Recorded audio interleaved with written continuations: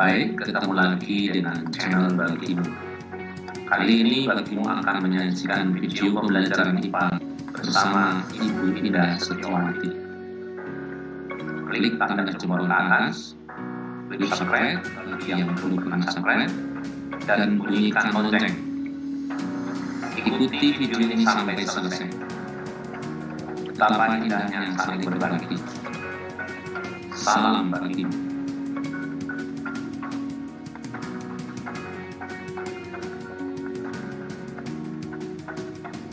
Assalamualaikum warahmatullahi wabarakatuh.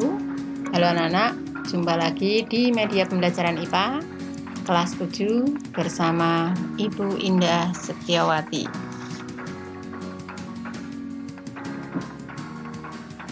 Pada kesempatan kali ini, mari kita mempelajari tentang kalor dan perpindahannya.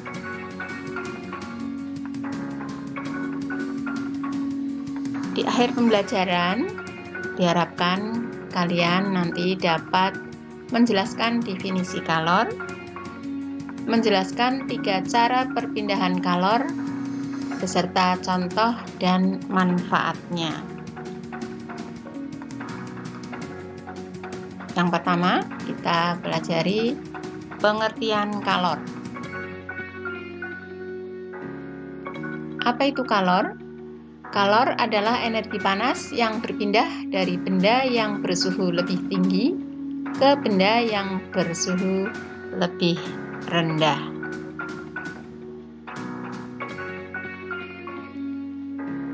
Macam-macam perpindahan kalor. Apa saja? Ada 3 macam. Yang pertama konduksi, konveksi, dan radiasi.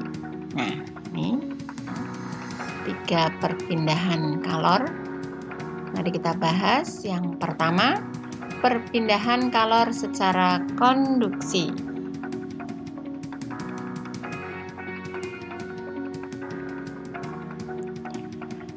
Perpindahan kalor secara konduksi adalah perpindahan panas melalui zat perantara tanpa disertai perpindahan partikel bahan tersebut. Nah, kalian perhatikan, ini bahan yang dikenai panas, saat suhu naik, partikel benda bergetar lebih cepat. Nah, kalor berpindah, partikel tidak ikut berpindah. Nah, jadi ini, partikel-partikel ini membentur tetangganya sehingga partikel tetangganya ini bergetar semakin cepat, pada suhu semakin tinggi. Jadi ini pada bagian batang logam misalnya dikenai panas, maka partikel di sini akan bergetar terus membentur partikel di sebelahnya. Sehingga kalor atau panas sampai di ujung B, dari ujung A.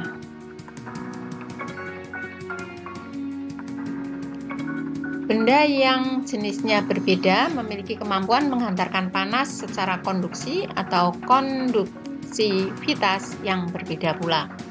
Bahan yang mampu menghantarkan panas dengan baik disebut konduktor, sedangkan bahan yang tidak dapat menghantarkan panas disebut isolator.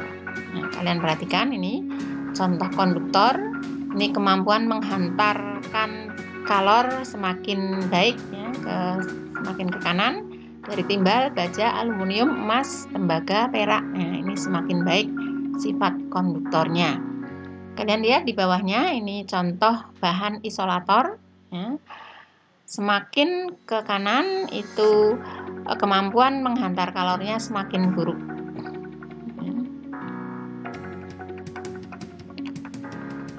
Berbagai peralatan rumah tangga yang memanfaatkan sifat konduktivitas bahan antara lain, kamu bisa lihat ini pada peralatan memasak, bagian yang bersentuhan dengan api, ini akan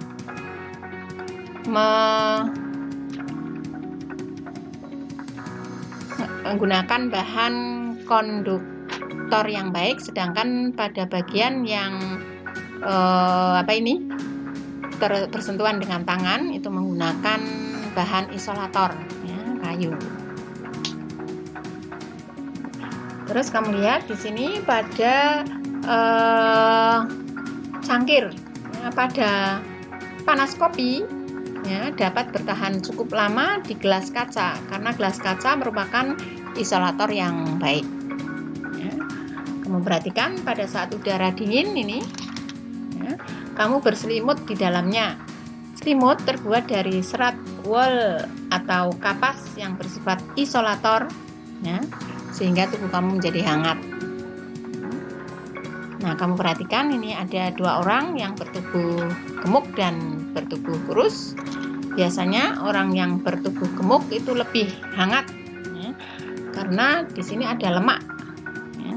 Lemak itu merupakan contoh isolator alami, ya, sehingga orang yang bertubuh kurus itu biasanya lebih dingin. Berikutnya yaitu perpindahan secara konveksi. Perpindahan kalor secara konveksi adalah perpindahan kalor melalui suatu zat perantara disertai perpindahan partikel zatnya. Konveksi itu media perantaranya zat air, sedangkan tadi konduksi itu media perantaranya biasanya zat padat. Saat air bagian bawah, kamu perhatikan ini, saat air bagian bawah mendapat kalor, ya, ini, itu partikel air memuai sehingga menjadi lebih besar dan ringan, menjadi lebih ringan dan bergerak ke atas. Ya, digantikan partikel air dingin dari bagian atas. Dengan cara ini, panas dari air bawah berpindah ke atas. Contoh perpindahan kalor secara konveksi yaitu peristiwa angin darat dan angin laut. Ya, kamu perhatikan ini peristiwa angin darat, ya, terjadi pada malam hari. Udara panas dari atas laut, ya, bergerak naik, ya, lalu ditempati, ya, digantikan oleh udara yang lebih dingin dari daratan, ya, sehingga terjadi gerakan konveksi, ya, ini, ya, yang menyebabkan udara dingin dari daratan, ya, itu menuju ke laut, ya, terus dari laut itu menuju ke atas, ya, naik. Berikutnya yang kedua yaitu peristiwa angin laut. Ya. Angin laut itu terjadi pada siang hari. Di wilayah daratan itu kemampuan menyerap kalor itu dari matahari lebih cepat, ya, sehingga udara akan naik ke atas, ya. Nanti udara dingin dari laut itu menuju ke darat menggantikan udara yang dari darat naik ke atas tadi, ya, sehingga terjadilah aliran udara, ya, dari laut ke daratan, ya. Ini yang disebut dengan angin laut.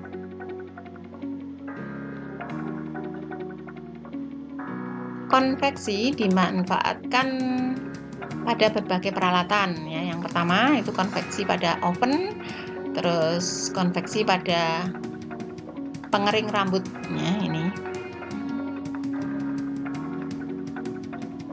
Berikutnya perpindahan secara radiasi. Apa itu perpindahan secara radiasi?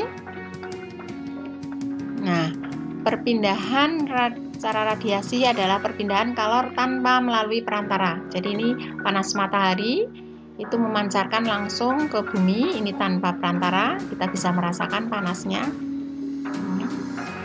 Terus ini dari api, kalau kalian berada di dekat api unggun, itu panas dari api unggun akan sampai ke tubuh kita ya, tanpa melalui perantara.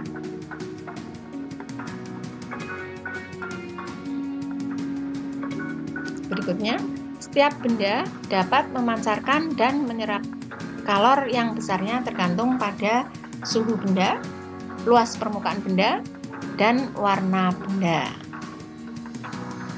Perhatikan gambar ini. Makin panas benda dibandingkan dengan panas lingkungan sekitarnya, maka semakin besar pula kalor yang diradiasikan ke lingkungannya.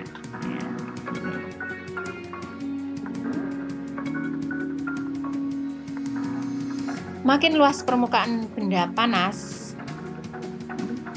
makin besar pula kalor yang diradiasikan ke lingkungannya.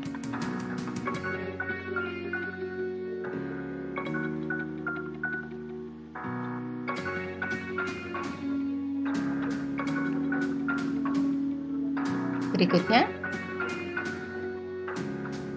semakin rendah suhu benda dibandingkan dengan lingkungan sekitarnya, semakin besar pula kalor yang diterima dari lingkungannya. Ya, ini berarti menyerap, diterima. Benda yang bersuhu rendah menyerap radiasi panas dari lingkungannya. Jadi ini menyerap. Makin luas permukaan benda dingin, makin besar pula kalor yang diterima dari lingkungannya. Berikutnya, warna benda menentukan daya pancar. Makin gelap benda yang terasa panas, ya, makin besar pula kalor yang diradiasikan ke lingkungannya. Makin gelap benda yang terasa dingin, makin besar pula kalor yang diterima dari lingkungannya.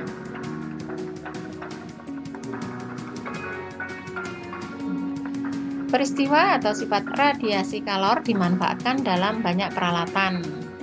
Nah, ini adalah kompor surya. Ya, kompor surya itu terdiri dari benda ini yang mengkilap, terus permukaannya cekung, ya.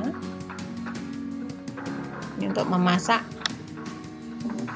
Terus berikutnya ini bahwa seragam sekolah itu biasanya berwarna putih, ya, untuk biar tidak terlalu panas, untuk biar memantulkan cahaya, memantulkan kalor. Terus peralatan masak itu panci, ya, dan peralatan yang lain itu biasanya dibuat mengkilat ataupun warnanya kusam, hitam, jadi biar cepat untuk memasak. Terus permukaan pemanas air itu juga permukaannya gelap. Nah, ini.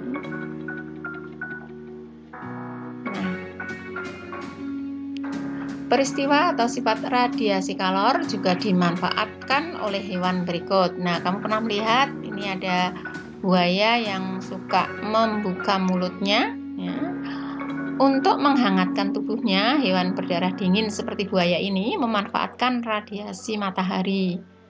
Kalor dari matahari diserap oleh buaya dengan cara membuka mulutnya. Nah, ini sehingga suhu tubuhnya naik, ya. Dan buaya bisa beraktivitas secara mudah. Itu anak-anak, pembahasan kali ini tentang kalor dan perpindahannya. Ya, sekian. Terima kasih. Assalamualaikum warahmatullahi wabarakatuh.